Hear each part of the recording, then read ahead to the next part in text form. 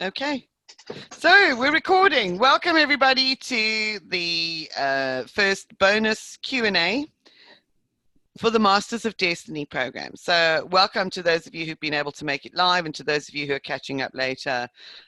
We hope you'll be able to make the next one, and hope that you'll be able to achieve a little bit of insight from the questions and things that come up for discussion during this session. So hopefully this is going to be a little bit more interactive, because usually there's just so much information to share and present that that takes up most of the session. So this is really your forum. It's an open forum to create the opportunity for you guys to ask questions in respect of the waves and what we've been through so far.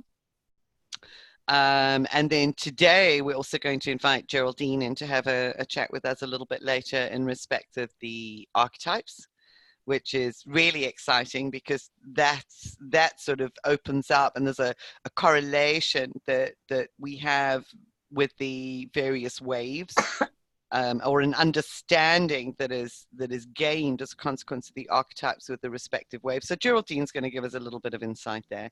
So what I want to do is just open the floor to you guys first for any questions, comments, insights, etc., in respect of what we've done with the waves so far. How has your understanding of the way that you view the world, your perspectives, etc., changed as a consequence, perhaps, of going through the Masters of Destiny? And how can we help to deepen that understanding through whatever the questions are that you might have? So I'm opening up to you guys. That's the purpose of this session, is that it's an interactive Q&A session. Hi, Michelle, welcome. I don't know if she's probably got the techie thing going on. Okay, can I start then? Yes, please do, Rachel. Thank you. I just want to say thank you as well to you for bringing that forward, because I know the hard work you've put into it, and I also know that it's still unfolding. And you know, I've read Carl Kellerman's book and I really enjoyed it, and it feels so important to me. And of course the work we've already done within the Diamond Light community, you know, going back to 2017 and perhaps just a bit before that, you know, it's changed my perception on a lot of things, and the understanding that you know, that we are creating or co-creating an anchoring in these new higher vibrations, so that we can create something different that we at the moment are unable to, you know, we can't even imagine it at the moment. But I think as well, yeah, the work that you've done, from my understanding, it's almost solidified it, if that makes sense, because I'm not very technically minded, I'm not very scientifically minded, and even though I was able to read Carl's book quite well once I got past the first part, which was very difficult for me, but once I read that, it all made so much sense. But of course I can only remember snippets of it, if that makes sense. But yes, what you're bringing forward and showing how the waves, you know, the pre-waves and how they all merge into one another, it just makes everything so much clearer in the outside world for me. Do you know what I mean? And it just makes it, you know, much more, I feel more determined to be me, if that makes sense. Yes. So, yes, yeah, absolutely. Well, and how important it is to hold that space that you uniquely bring. Yeah. Yeah. Because you are accessing and vibrating with and holding that ninth wave. Yeah.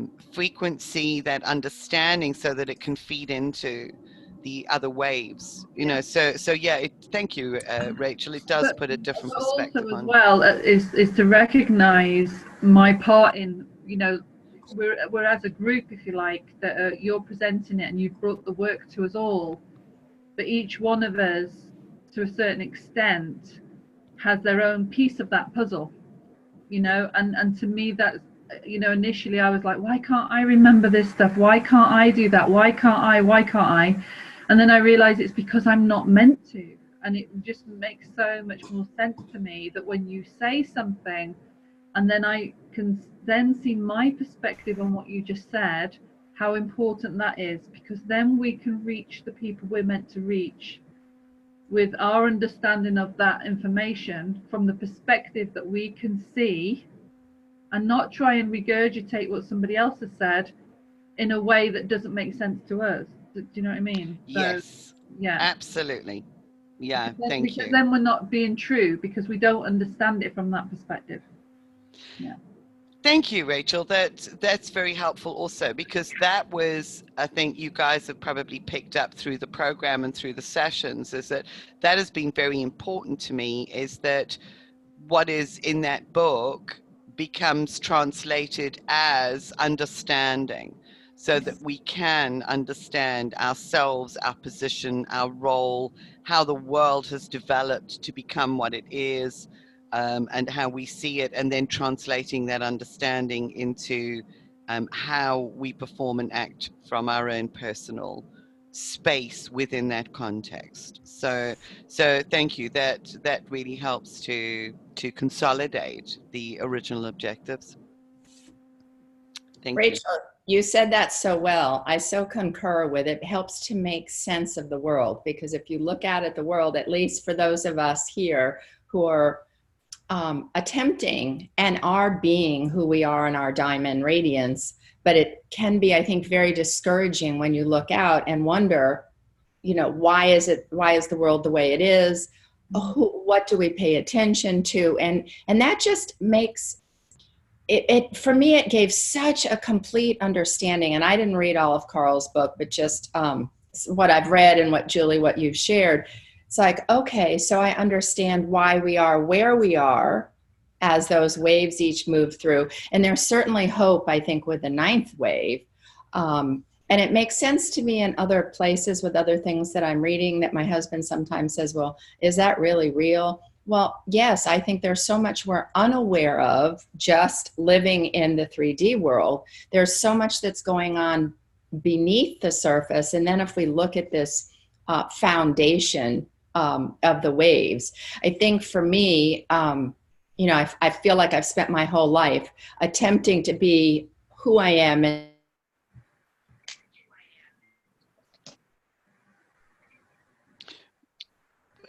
You stuck there, Bunny. We lost you.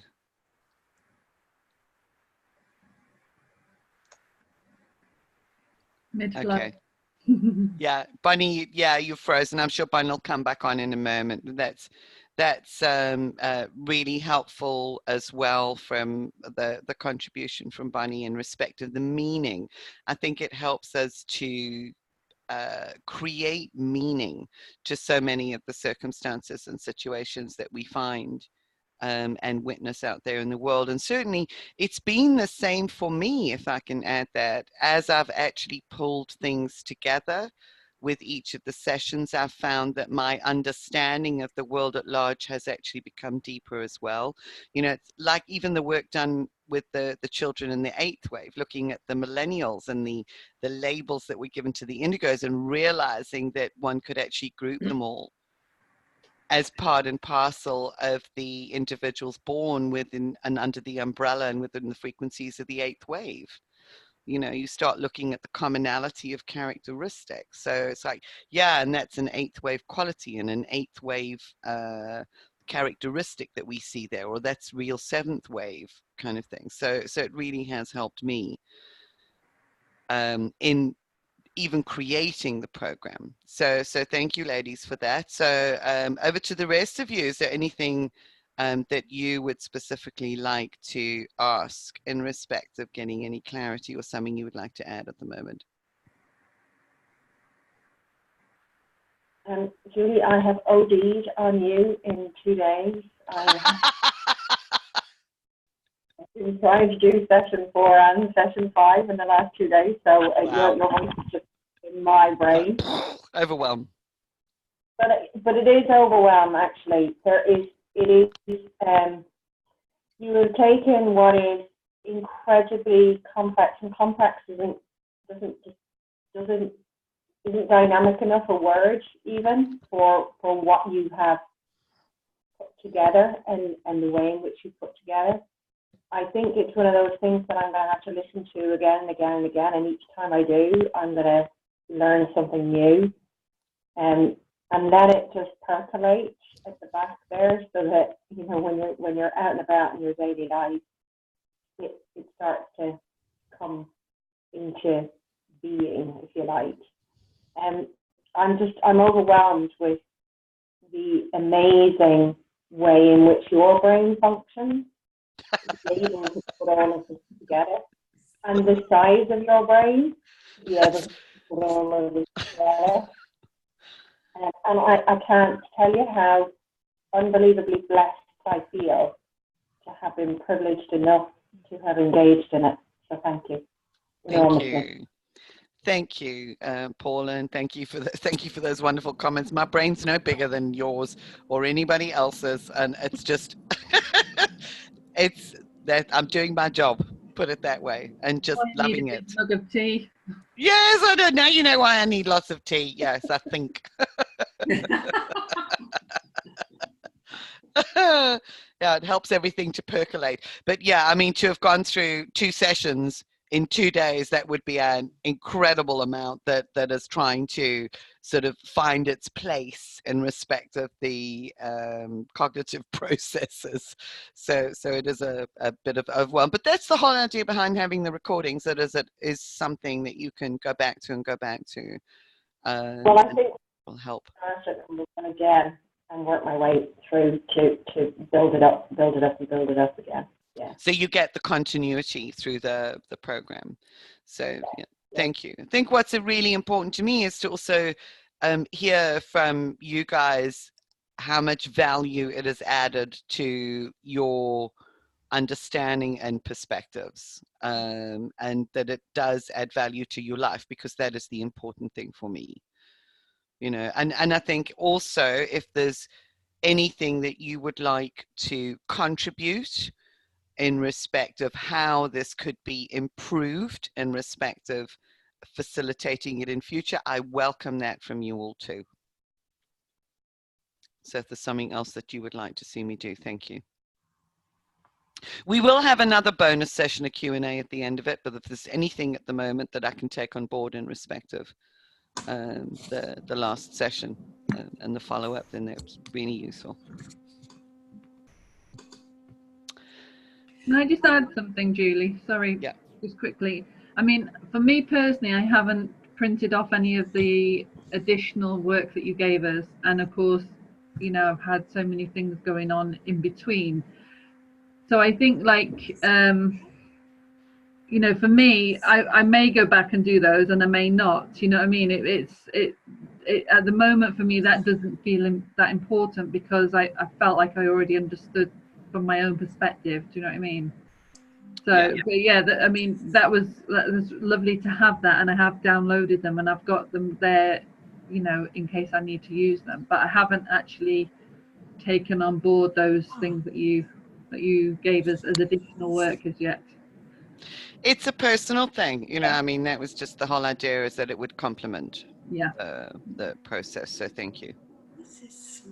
So I had a big aha, Rachel, and I haven't done them all, but I was telling Julie, one of the first ones with the star web, where we were doing the polarities, and I was like, okay, let me try it. But it was very revealing to me, because as I went through it, and I actually talked to Katie about it, she's not on here now, we were talking about how to do it. As I colored it in, I was really surprised at how balanced I was, because I so often walk around thinking I'm not, you know, I'm still evolving, which I am, but I was really surprised. It was quite a lovely feeling. And I wouldn't have realized that, you know, at least for me, I think think a certain way in my head, and I see some of the positives, but actually doing that particular process was very helpful to me. So not suggesting that you should do it, but just saying from doing that particular one, I was quite surprised. And I think I had a little resistance about it, because it took me right to the very end to do it. But I was really glad I did. Really lovely. Thank you. Thanks, Bon. Thank you. So Michelle, Elizabeth, I'm not sure who the other one is that's with us, the U683, whether that's Elise or Serge. But yeah, if anybody else has anything they'd like to contribute before we open up the floor and have a chat with Geraldine about the magic of archetypes and how we can gain additional insight and support through understanding and working with archetypes. Well, I have a question about that. So how, I will admit the truth, I have not listened to the whole last one. So you may have covered this already, but how will you tie for us how these archetypes fall into the waves? Because that, to me, I have such a better understanding, as Rachel had said. By the way, my computer just shut down for no reason. I have battery. I would love to understand how that fits into the waves, like where they fit, because I know I've been doing a lot, and I know some, I don't know, Rachel, if you know, I know Julie does some, a process with Almings where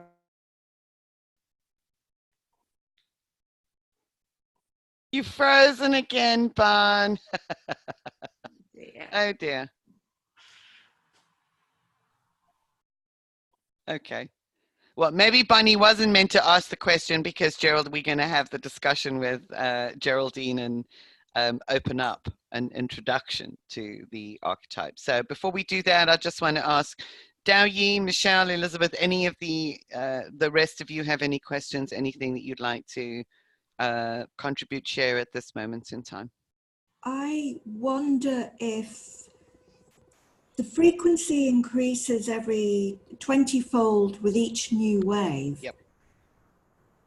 The 10th wave must be on its way shortly. There is no 10th wave. The 9th wave is the wave of completion. So what happens at the beginning, I had a sense that all the waves are going to synchronize and come into alignment at some stage. And then it's just direct energy all the way through, like through the central column. Is that? It's perhaps a different way of perceiving it. The 9th wave is the wave that brings the unity consciousness. However, even with the 9th wave, it's overlaying the other waves at the moment. In fact, we won't see the synchronization of all waves because the earlier waves, like the wave 1 and 2, which are the fundamental creational waves, their wavelength is like billions, right? You know, millions of years long.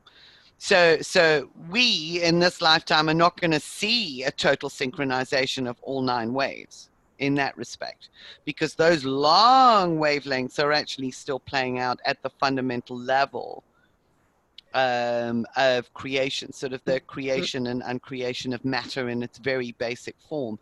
However, what we will get to see, and in fact I think Rachel mentioned this, is that come 2030 we see, because the waves will never synchronize because of the different wavelengths. But what we will see come 2030, around about 2030 or 2031, we see the 9th, the 8th, the 7th, and I think the 6th wave all come into a daytime at the same time, which fuels tremendous creative capability for changing our world and bringing in the unified understanding of the 9th wave down through new creations aligned with the earlier waves.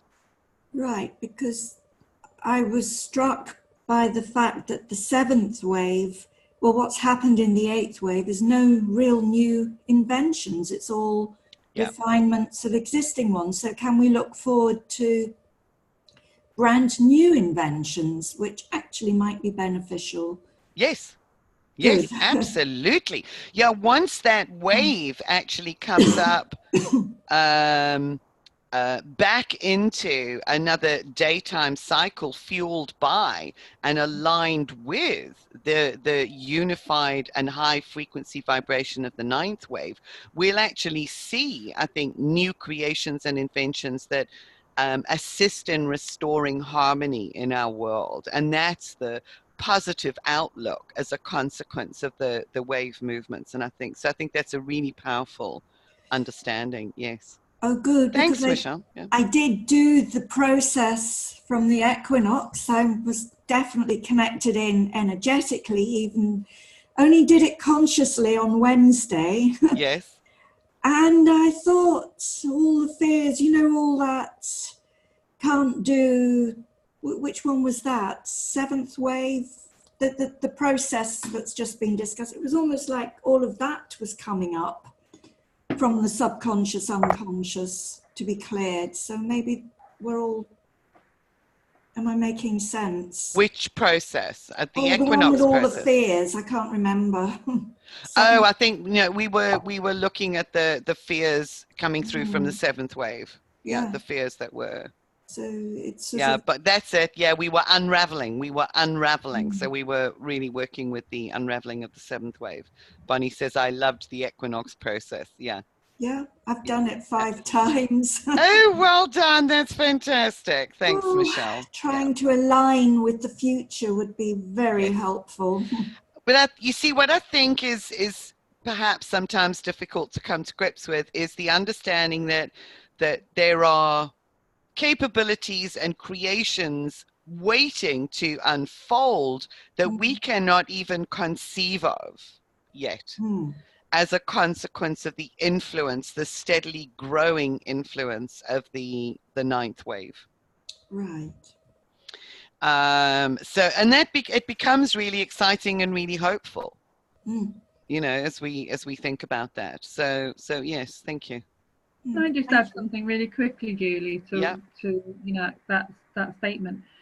Because it was my understanding from reading Carl's book, and this is the book here if anyone's not seen it before, that when these waves go into their daytime and they all sort of come in at the same time, what I understood was, and obviously it applies mainly for us for the 7th and the 8th wave, was that those people who are yet to become conscious, if you like, as the waves come up and they meet the 9th wave, it allows people to be activated from the 7th and the 8th wave into the higher vibrational waves, which is why we cannot yet see what will happen.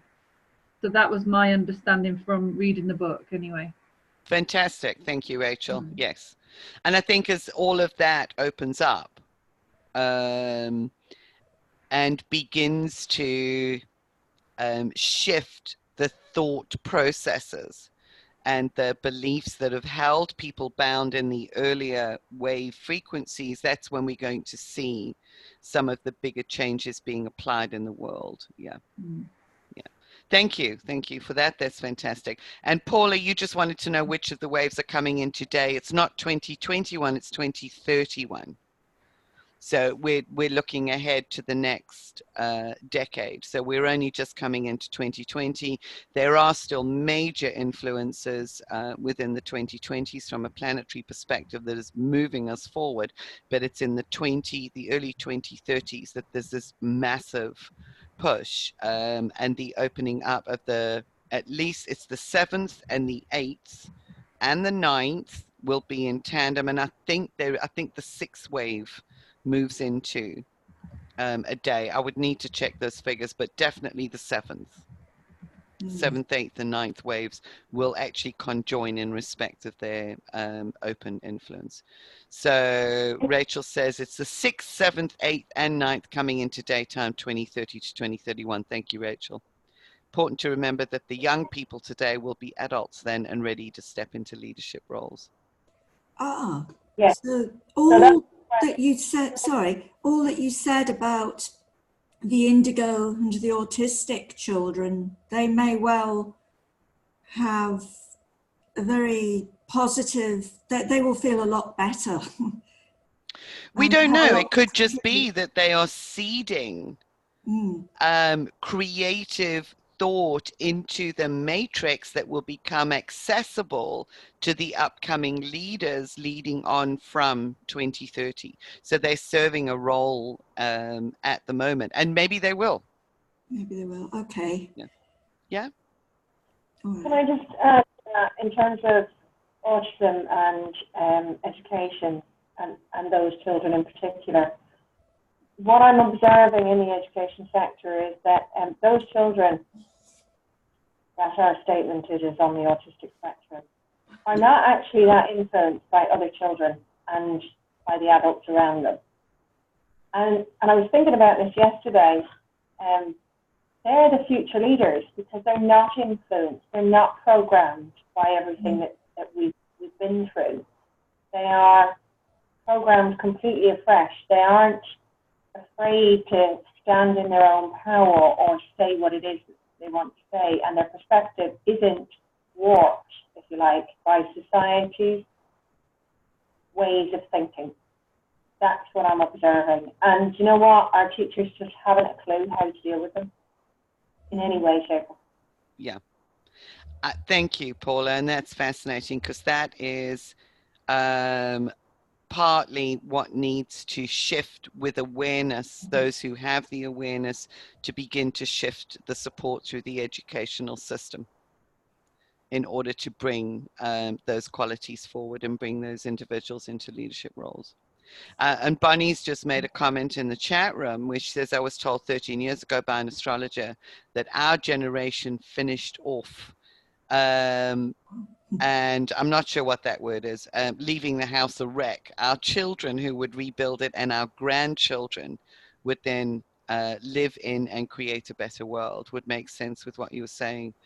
Rachel, this man tracked back to the time of Christ and stock market changes. So he was also seeing bigger patterns that I think we can relate to in respect of the functionality of the respective waves as they've actually tracked forward to this time. So that's fascinating that there is an astrological correlation.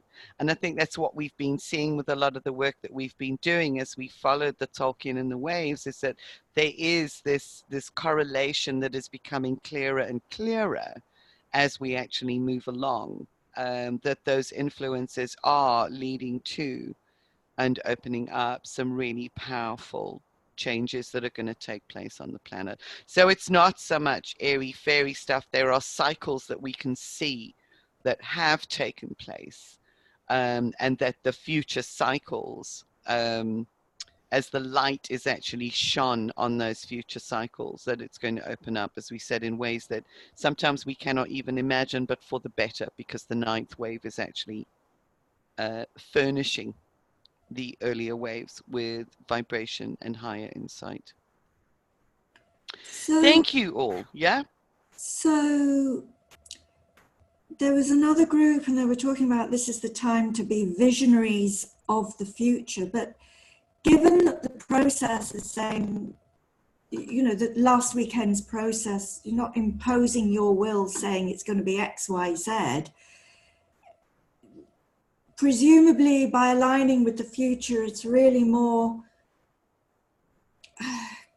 oh, I can't put it, go with the flow of what comes through as opposed to what we might be imagining now. If I can say, Michelle, as you were saying that, the words that were coming were aligning with the potential. Right. And the potential is in the ninth wave.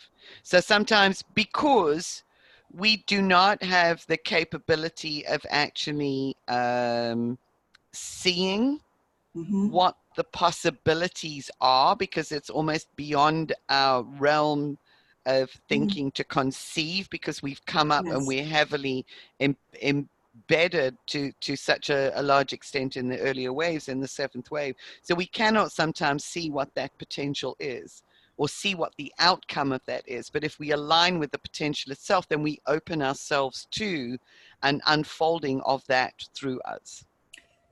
So we become the visionaries of the future through that alignment. Yeah, thank you. Thank you. I hope that makes sense. Yeah. With all of that said, thank you, everybody. Some lovely comments, some good questions, I think, and thought-provoking. So it gives us all an opportunity to think this through and perhaps really connect with the waves at a deeper level. So we mentioned, and what came up during the seventh wave is that there were a lot of connections with the archetypes that were very meaningful. And the whole concept of archetypes is something that a number of people have brought forward, especially in recent years.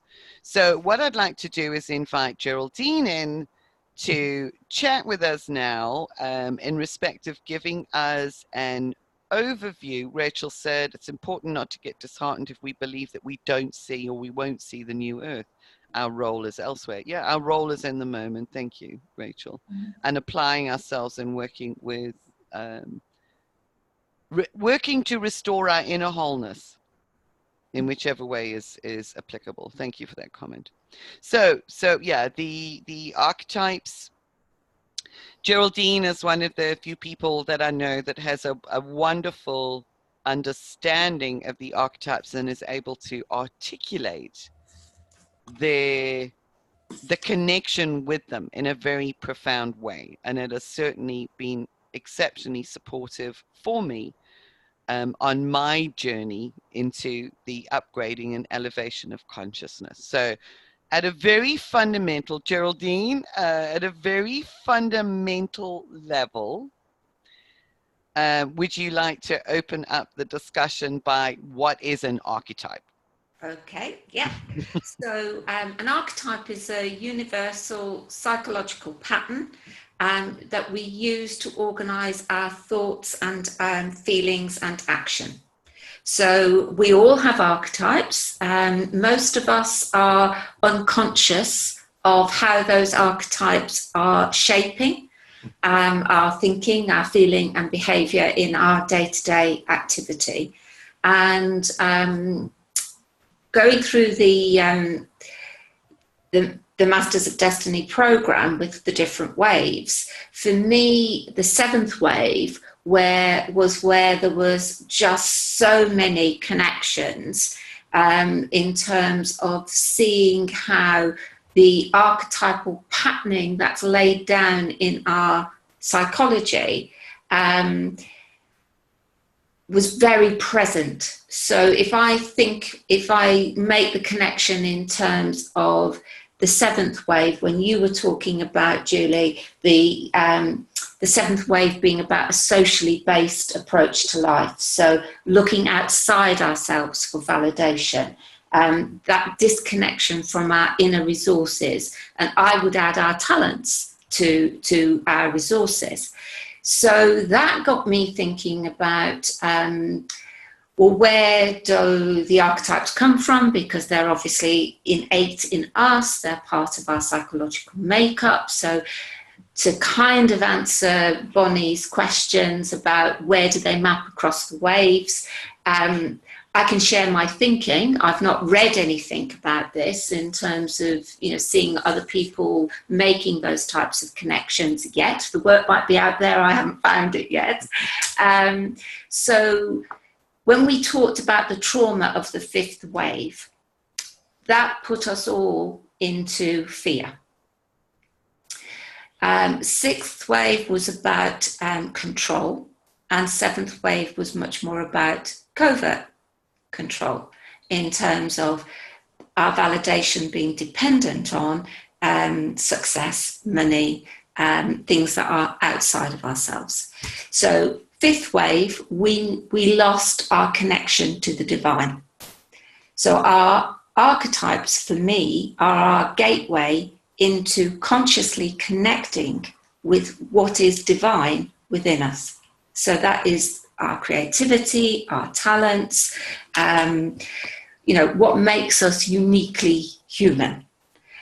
So for me, I can see many connections between the 5th, the 6th and the 7th.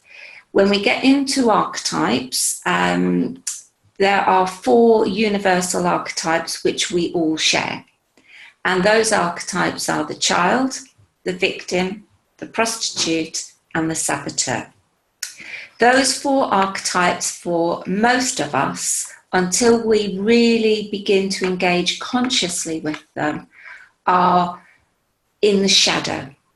So they're often referred to as the survival archetypes. I tend to describe them as the foundation archetypes. but they are primarily driven and patterned to ensure that we survive. So anything that's perceived as an external threat, those 4 archetypes are there to ensure that we navigate that threat successfully. When we are children, then obviously there is more threat in the world to us externally, and those patterns get laid down in a very strong way. So if we think about you know, our neural pathways, they would be very well established patterns of thinking, feeling and behavior. So when we become conscious of those, what we are able to do is to explore both the positive and the negative aspects of those archetypes. So it's important to say that archetypal energy is pure energy. The positive and the negative is about how it animates in us. And some of that will be influenced by our conditioning in terms of our parenting, our education, our experience in life, in terms of what shapes how we view safety. Because primarily the 4 universal archetypes, their job is to keep us safe. Once we move into adulthood, those pathways can become so strong and so established that what they tend to be is hyper-vigilant. So they will perceive threats where there really isn't a threat. So if there's an opportunity for us to learn something new and step out of our comfort zone, we may interpret that discomfort as a threat, and therefore that limits our development. But if we have that ability to be able to look consciously at how the archetypes are playing out in our day-to-day lives, in us as individuals, then we are able to make wiser choices. So when you start to think about the pre-wave, and Julie, as you know, I've been away, so I haven't caught up on the 8th wave call yet. But if we think about the pre-wave of the 8th pre-wave, I should say, with that creativity coming in and that opportunity and the increase in frequency, that opens us out to the possibility of becoming more conscious of our own individual patterning, which is the archetypes. So as I say, every one of us has the 4 universal archetypes, and together they form a gateway to accessing more of those individual talents that you have, I have, which could be to do with creativity, it could be to do with being visionary, it could do with being pioneering, it could be, you could be a warrior. There's a whole range of archetypes that you may have in your own individual set. So generally, I don't know if any of you are familiar with Carolyn Miss's work. So I trained with Carolyn Miss a number of years ago, and also with another lady called Carol Pearson. And they both have their own individual archetypal systems. Brilliant, brilliant bodies of knowledge. For me, what I felt I wanted to do was to take that knowledge and make it practical so that I could use it in my day-to-day life. So I could work out how my archetypes were showing up and whether how they were showing up, that patterning, was controlling me, and whether the archetypes were running me or actually the archetypes were my support team that enabled me to grow, continue to evolve, continue to develop.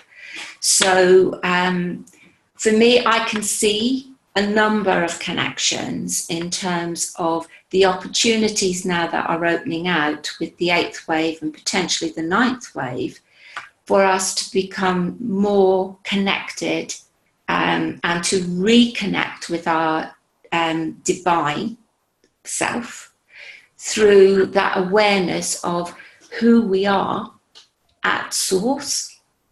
And archetypes are just one map. You know, there's lots and lots of different maps out there in terms of being able to connect in with, you know, who we are at a soul level or at a core, at core. So I'll pause there. Bit of a download. Sorry about that. My favourite subject. You are so articulate and describe it so beautifully, Geraldine. I think there's just a wonderful understanding in respect of just coming to grips with the archetypes. And it's lovely. I don't know if you can see what's going on in the chat room. I'll just click it on now. So Rachel says, could they be described as aspects or facets? Yes. Yes. Definitely, yes. And in a minute, we'll go through these, but I want to say a little bit more about the 4 archetypes, so you just have a bit more of an opportunity to kind of connect in with them with your own. So yeah, okay, definitely facets. Yeah, and then Bonnie said, Geraldine, you answered my question. My guess was 7th wave, but what a clear understanding of how it moved from the 5th. So the trauma and the patterns and the psychology were laid down with the trauma of the 5th wave. It's beautiful reconnecting to the waves. You put it so articulately and beautifully. Oh, thank you. Hyper, and that's a very powerful phrase that you used. Hyper vigilant archetypes are the trauma pieces. Yeah. If triggered, and we see at the moment that there's a lot of development work in respect of neurological processes to deal with trauma. So Bunny says, so much about trauma now. Yes, Rachel, for me, it would be returning to wholeness, and the archetypes helps to identify them in the non-serving way. Yeah. And also, I would just add, Bonnie, that absolutely we can identify how they're not serving us. But when we are really able to connect in with the gifts and the talents that the archetypes bring us, then we have so much more resource to actually bring out into the world, so that we're able to share more of our thinking, our feeling, our gifts, our humanness with one another. So it's both the gifts and the non-serving. Thank you so much, Geraldine. And I just wanted to add something here in respect of the perspective, because really the modern understanding and knowledge of the archetypes really started with Carl Jung's work. Mm-hmm. And what he identified as these universal patterns and types of behaviors. And when did that really come about, Geraldine? When was Carl Jung? In the 50s? 1906 was when he really started to develop his work. Yeah.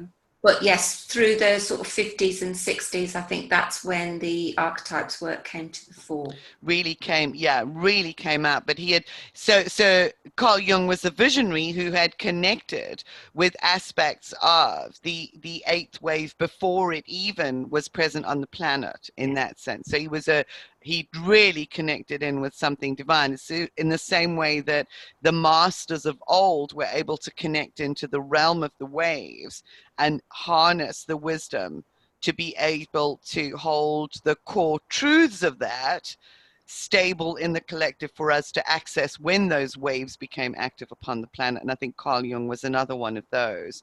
And if we look at the 8th wave, which was really only activated, the pre-wave we said was 1986. That was when the right brain really opened up in respect of daylight. That's when our awareness, the collective awareness of archetypes really came into, started moving ahead full steam. And that's when Carolyn's work and Carol Pearson's work and all the rest really started coming into the mainstream. So it's a gift, I think, that it's becoming more accessible through those that have the potential to understand and articulate how we can relate to and work with the archetypes in a very powerful and positive way as we journey towards wholeness in the 9th wave. So, yeah, thank you very much for that. I can kind of see in the big picture is see the patterning in the way that this accessibility and this information is serving us. And I've said to you guys before is that just the understanding and my ability to even connect with the foundation for archetypes through Geraldine's work has been exceptionally valuable. So I constantly have discussions with them. So Because they're very real to me. they go off track from time to time. You know, it's like I find the child sitting there on a chair, kicking the chair legs, you know, with her feet, getting really, really peed off because I'm not listening, you know. And it's a wonderful way of being able to reconnect with the fundamental wholeness and the patterns so that adjustments can be made. So Bunny's heard me talk about archetypes ever since I started doing the work with Geraldine. So that's absolutely, that's where it all comes from, Bunny. She says you're amazing talking about them. I love hearing about them. This is where it all comes from. So Geraldine, I'm going to hand back to you so that you can tell us a bit more about the foundation. Like to say a little bit more about the 4 universal archetypes, because I think it's important to kind of acknowledge within each of us that those 4 archetypes are present for all of us. So the first of them is the child, and the child archetype is all about trust. So the extent to which I extend trust to others, the extent to which I trust myself. There are different facets of the child archetype, and generally we will have one of those archetypes as our personal child. So one of them is the enchanted child. So that would be the child that feels that anything is possible. Everything is wonderful. I just want life to be magical and sparkly, and when life doesn't go my way, I find it immensely difficult to cope with why it can't be magical. So if you find yourself frustrated and just feeling that you need to disengage from the world and you need a duvet day, it's quite likely that you have an enchanted child. Another of the facets of the child archetype is the hurt child. So that would be the child that has experienced and internalized a lot of disappointment, possibly has a lot of difficulty feeling connection and belonging. So again, life experiences and conditioning will influence some of that. But all children get hurt. We all lose our state of innocence. So one of the things with the child archetype is helping people to work out whether they really have the hurt child or whether they have the enchanted child or the natural child. And the natural child is all about wanting to be out in nature. So that's, nature is that child's medicine.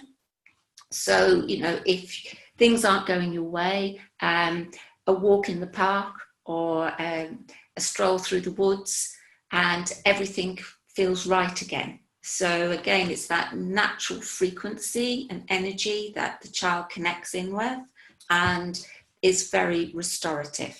So I'm giving you just a very quick pen picture. There's obviously more to them than this, but if you're able, when you're listening, just to acknowledge your child and just perhaps gain a little bit of a clue in terms of which of the archetypes you feel may be your child. But our child is very much about trust and about innocence and about believing in all that is possible. The next of the archetypes, the 4, is the victim. And we all have the victim archetype. And we go through experiences of feeling powerless and powerful. And hopefully we also have experiences when we feel that we have power in relation to what is happening outside of us. So whether that's a challenge or whether it's another individual, the victim archetype is all about power, personal power, and how I distribute, how I act in my own power. The third of the universal archetypes is the prostitute, and we all have the prostitute archetype. And the prostitute is all about faith. It's having faith in ourselves and faith in others, faith in the world, really. Often the prostitute is characterized by compromise, so the extent to which I'm prepared to compromise, and whether that is a healthy exchange or not. So if it's a healthy exchange and it's a win-win, fabulous. Often we find ourselves in situations where the exchange is not necessarily healthy for us. So we are compromising or selling a part of ourselves, again, in exchange for security or safety, however we perceive that to be. And then the fourth of the archetypes is the saboteur. So none of them have really great names, do they? In terms but they're very relevant. Yeah, the kind of the stereotypical view of what each of those names mean. The saboteur is potentially our best friend. However, the saboteur will also spend a lot of time tripping us up. So the saboteur is all about choice. It's about enabling us to make discerning and wiser choices. The shadow side of the saboteur would show up in things like procrastination, the internal critic. I'm sure we all have an internal critic that sits on our little shoulders and you're not good enough and, well, you're rubbish at that. So, don't even go there. Don't even try that. Stay in your comfort zone. Stay safe. So they're little pen pictures of the 4 universal archetypes. And I imagine, I hope, you recognize at least some of them as being present in your day-to-day life. Because when one shows up, all 4 show up, and they usually work together as a little gang of 4. So when you're able to work with them and have conversations with them, as Julie describes, then there's the opportunity for you to see how some of the thinking, feeling, and behaviour is not actually serving what you really desire or what you really need in terms of your development and your evolution. So that gives you the opportunity to explore and to repattern, rescript, as and when is necessary. But what's beautiful about working with your archetypes is you are working with your archetypes. That's the relationship that's taking place and unfolding. It's not something that someone does for you. It's a journey that you take facilitated or supported or guided, but nonetheless, it is your relationship with your team that you're developing. And I have to say, it's pretty magical. It is. Geraldine, thank you so much. It is amazing work that you do, and it is repatterning our neurology, which in turn repatterns the impacts of what we have inherited and what we continue to be influenced by in respect of those earlier waves, which is going back to that connection. Yeah. So I guess what it got me thinking about as well, and what I'm loving about the program is it gives a meta context. The 9 waves give us a really meta context in which to be exploring all of these things. And you know, if we are disconnected from our internal resources and we are at effect of our universal archetypes, the 4 universal archetypes, then we are much easier to control. So it has been fascinating just looking at what's emerging through the waves and the map that I have of the archetypes, and just like seeing connections starting to come in, and how lucky I am at this point to have the opportunity to be connected in and have a map that enables me to explore outside of that patterning, or beyond that patterning, and that patterning can be recreated. You know, we're not stuck with it. We can actually change it. Absolutely. And it's not that hard to do. And it becomes quite interesting, this whole concept of having conversations with them, with the archetypes, because in essence they take on there's a lovely word, it's anthropomorphosed, which is like they take on a human form. Each one of them has their own form and the way that they are presented to us, which is unique to each of us as individuals. So it becomes having an internal conversation, as Bonnie says, with your internal family. Yes. You know, basically, but it's getting to know your internal family, and it's very in-depth work. And if I can say this, is that I went for many years having a broad overview and concept of what archetypes were, but never really getting to grips with the detail and with the personalities and with the functionalities of each and every one of them, until I actually did the in-depth work with Geraldine. So I mean, it's really scratching the surface. Geraldine's offered us a beautiful insight into starting to communicate with that family.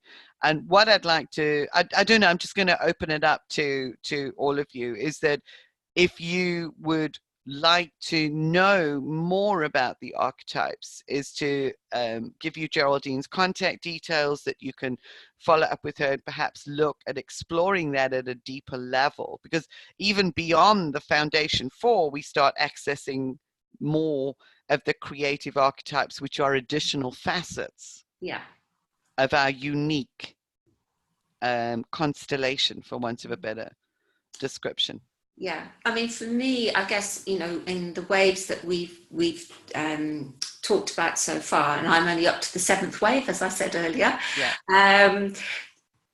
The universal archetypes were the archetypes that were really, you know, the connections were just kind of, you know, lining up in terms of how our own internal patterning is connecting in with what's happening externally in terms of the control. And you used a word, Julie, about, you know, the firewalls were beginning to come down. Yes. Yeah.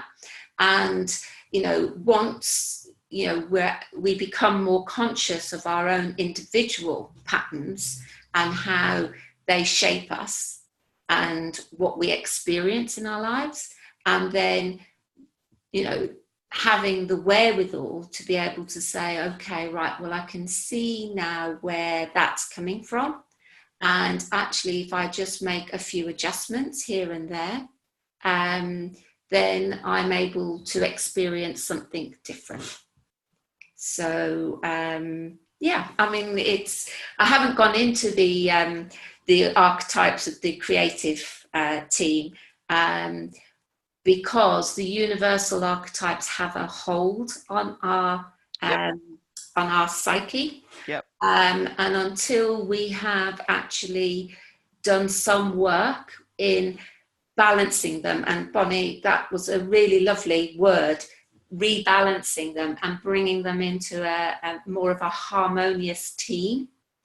And then being comfortable with actually, I need to be outside my comfort zone. I need to take some risks. I need to do things differently. I'm thinking quite differently to how my friends are, how my family are, and actually I won't be kicked out of my tribe because I'm thinking differently. So there's all sorts of fear-based happening that kicks in.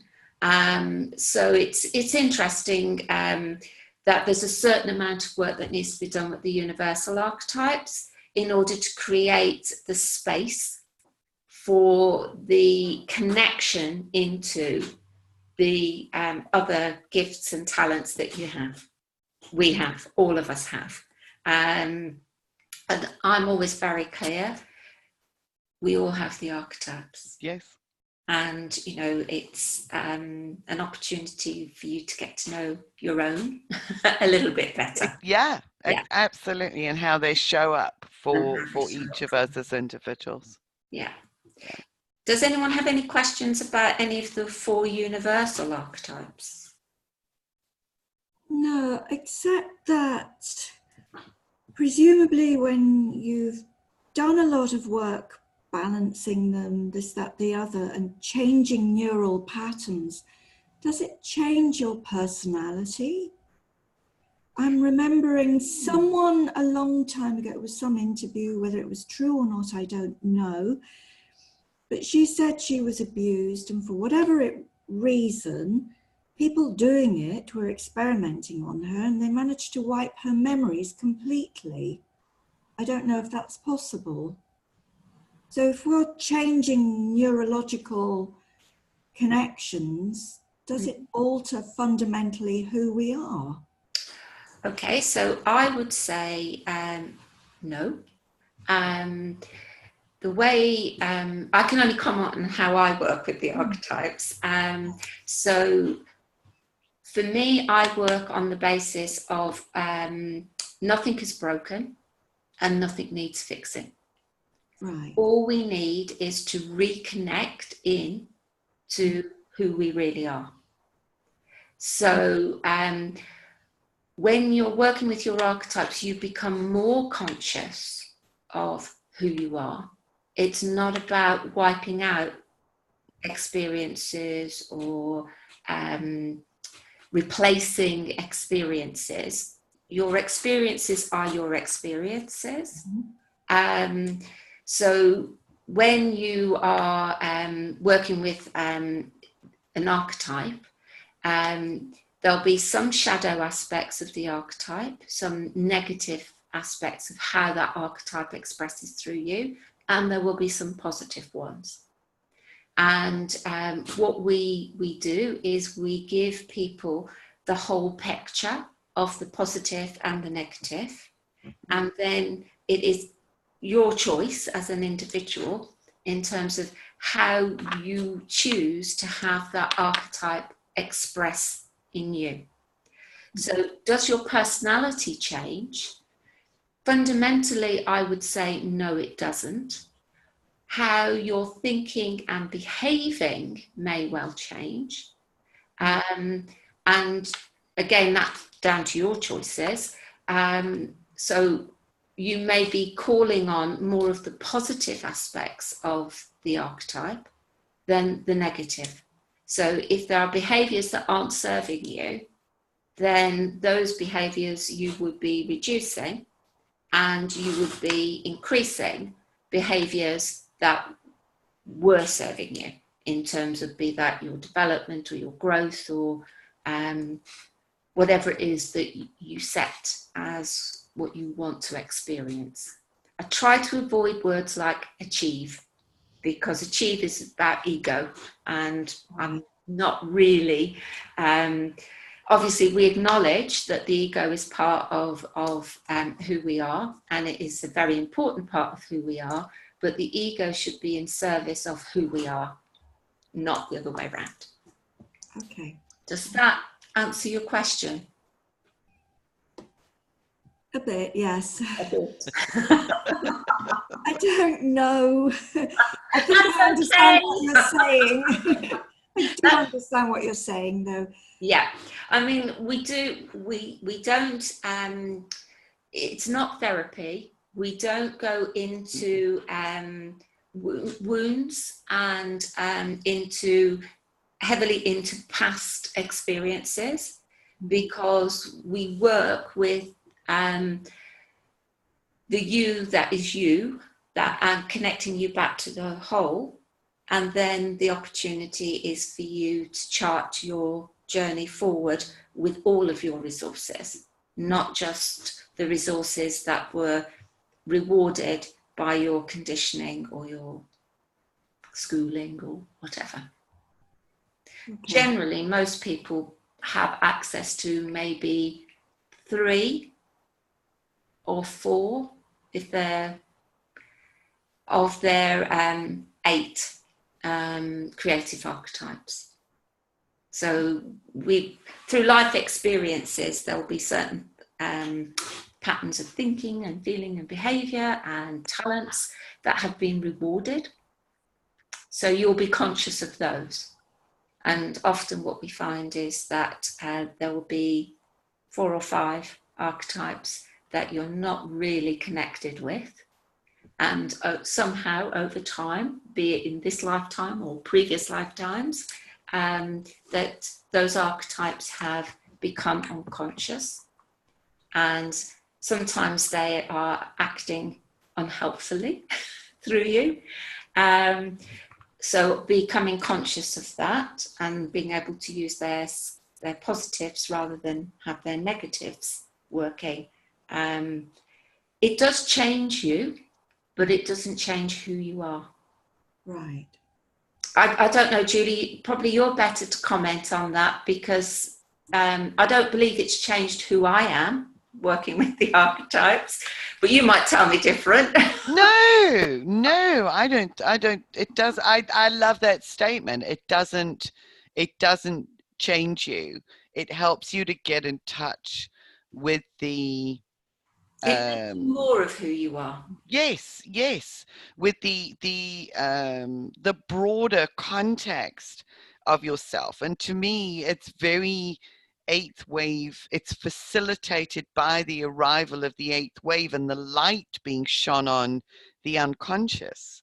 So to me, what the understanding and working with the archetypes has done is it's helped to highlight those unconscious patterns that have been carried for lifetimes and for many, many years, and help to bring them into the light of day, and also help to identify and understand the negative shadow patterns of the Foundation 4 that have been ruling, that have perhaps been governing behaviors and thoughts and patterns in life, and bring everything into the light of day. So it helps you to reharmonize through knowledge and awareness and cognitive capacity all of the facets that contribute to the wholeness of who you are. But it's really I don't know how to describe. It's really in-depth work, and I've found it incredibly insightful, because Geraldine was just saying, perhaps we're aware of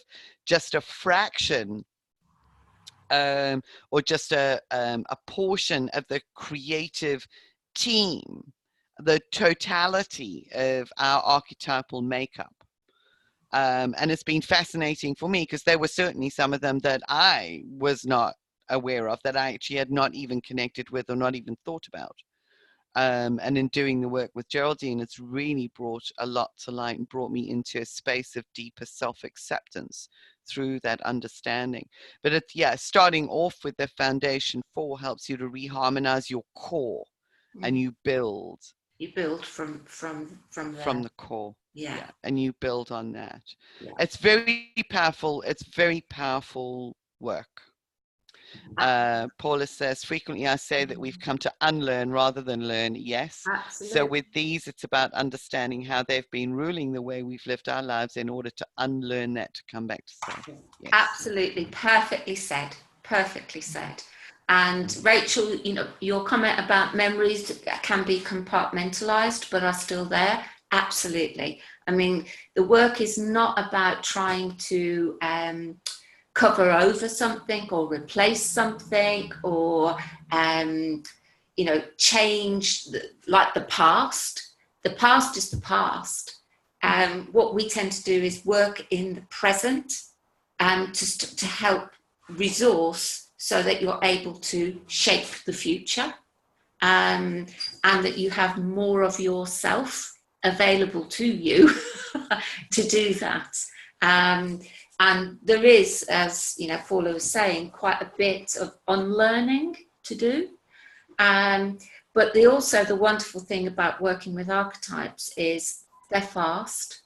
We're not talking about years and years and years of time to do any of this. Because you're working at that depth with the archetypes, it tends to be fast. It's all about the quality of connection that you have at the archetypal level. And that's that quality of connection with self, yes. Ultimately. Absolutely. So that's the benefit ultimately of the archetypes, is it enhances our connection with self. And to me, that's how this all fits in with the new 9th wave. Yeah. Is that it gives us greater capacity to harmonize and move forward with the fullness of ourselves. So we've opened to it through the 8th wave.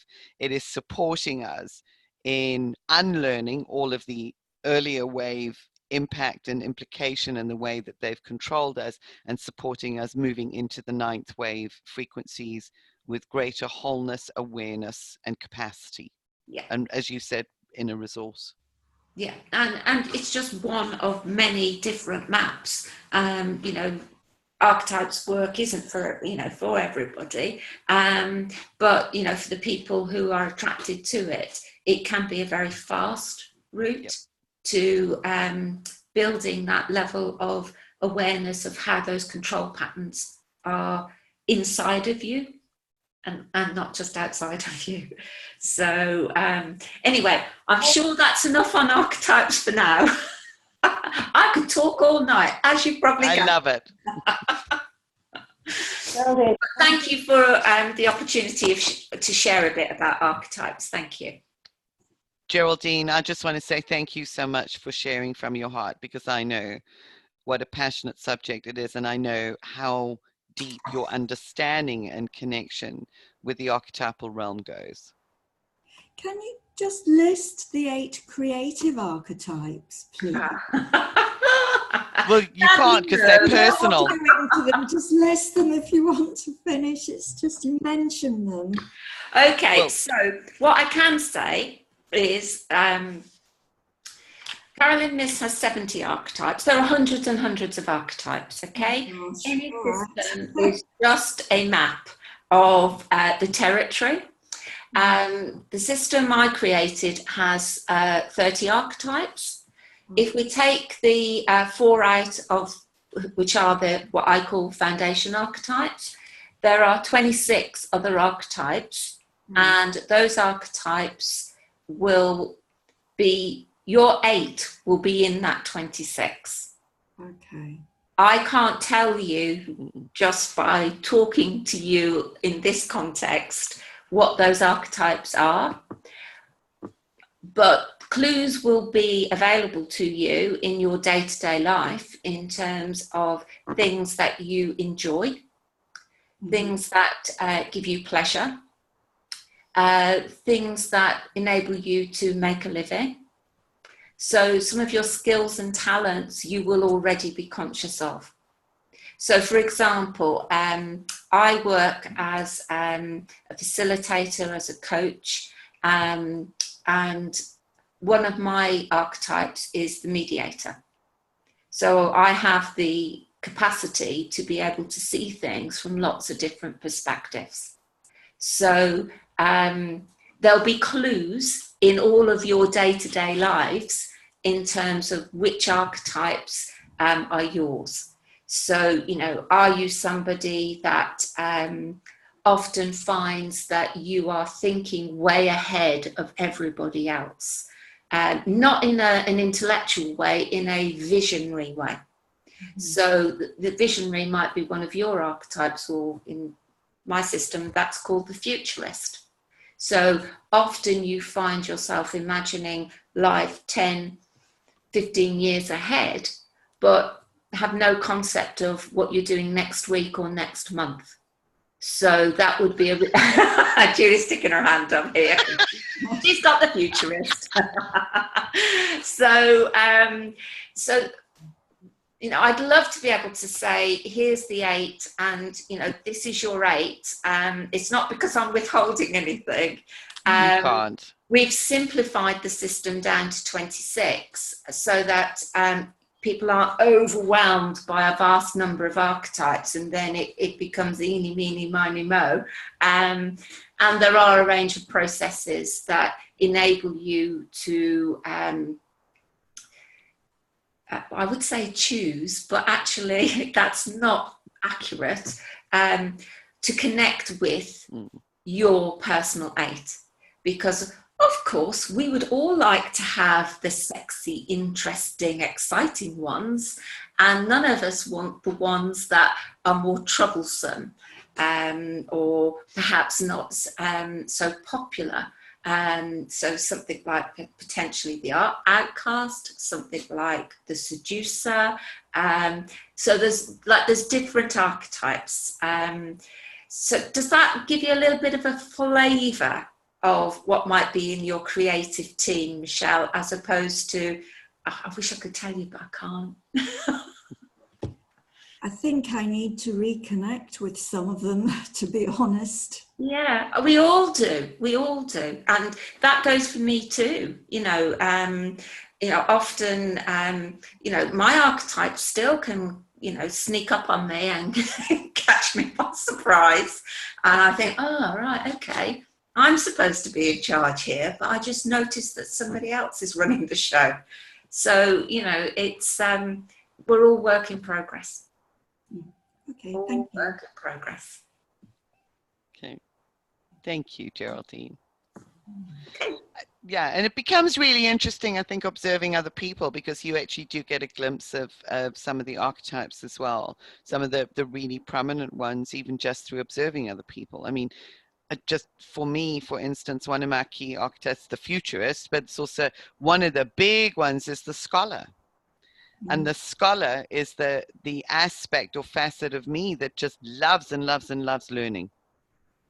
Okay, just really, really enjoys learning for the sake of learning, and loves taking in new information and being able to integrate it. So it operates at multiple and many different levels. So yeah. It's an observational thing also with others. So Geraldine, Paul has asked a question that says, how do you work with them? Is it coaching? Okay, so combination of different ways to work with them. Generally, so if it was the universal archetype, so the Foundation 4 is the program, as I would call it. And so that's a 2-day workshop currently. And that's then followed up. It's a 6-week program. So you do a 2-day workshop, and then there's an opportunity over the subsequent 4 weeks to work with each of the 4 archetypes at more depth, so that you are actually connecting with how the archetype is expressing in your life. So, so that's generally how the Foundation program runs. I do some one-to-one coaching. So I occasionally I will take somebody through a program individually.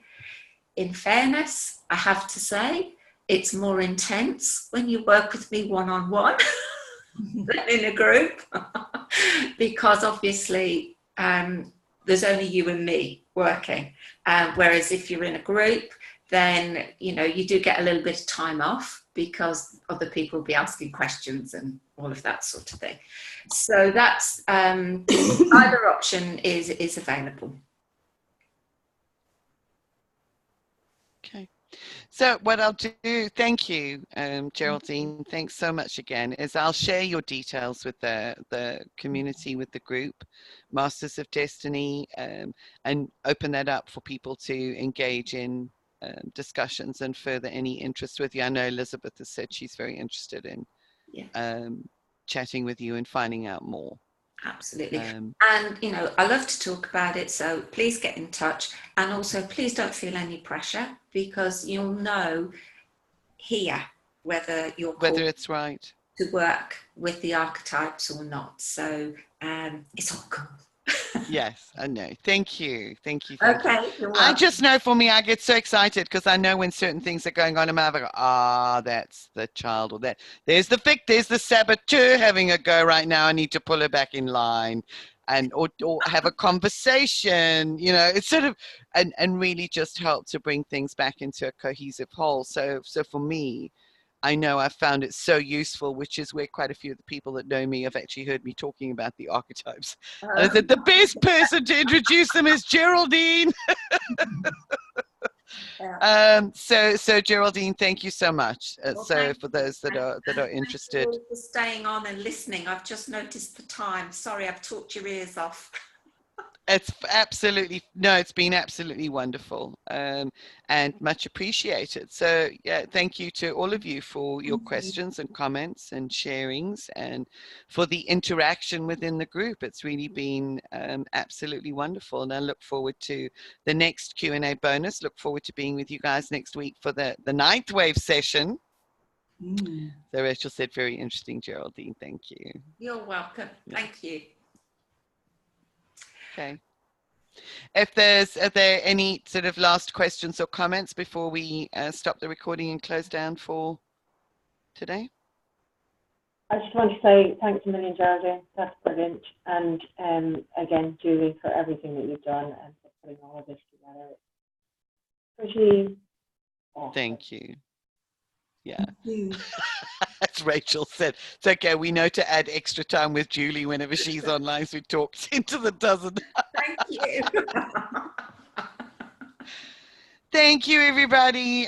Look forward to being with you next week, and hope that you have a wonderful week with further percolation and integration and insights of from the 8th wave session. And Geraldine, again, thank you so much for sharing of your time and your essence in today's group, and just articulating your understanding and your love and passion for the archetypes so beautifully. You're very welcome. My favourite subject, as you can tell. Yes. Okay, have a really good week. And if anybody has any questions about their individual Universal 4, just drop me an email. Okay. Thank you, everybody. God bless. Have a good week. Let me see where I stop the recording. There we go. Thank you.